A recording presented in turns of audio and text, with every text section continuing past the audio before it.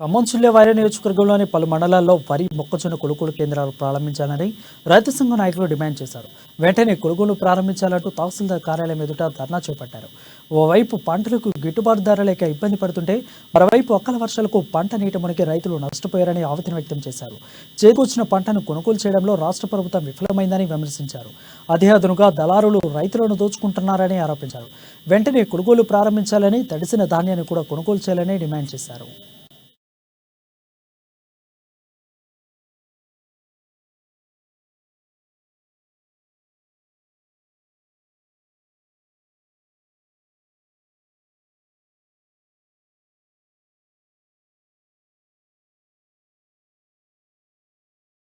తెలంగాణ రాష్ట్రంలో రబీ సీజన్లో పడినటువంటి ధాన్యం మొక్కజొన్న ప్రభుత్వం కొనే పరిస్థితి లేదు. ధాన్యం ప్రతి గింజ కొంటామని చెప్పి ప్రభుత్వం ప్రకటించినప్పటికీ వరి కోతలై 15-20 రోజులైంది. కొనుగోలు కేంద్రాల్లోకి ధాన్యం తీసుకొచ్చి ఆరబెట్టినప్పటికీ కాటాలు కావట్లేదు. వైరా నియోజకవర్గ కేంద్ర మార్కెట్ లో కూడా కొనుగోలు కేంద్రం ప్రారంభించారు. ఒక గింజ కూడా కాటా అయ్యలేదు. గ్రామీణ ప్రాంతంలో కూడా అదే, గ్రామాల్లో కూడా అదే ఉంది. ఇవాళ మిల్లర్లు వాళ్ళ ఇష్టానుసారంగా వ్యవహరిస్తా ఉన్నారు.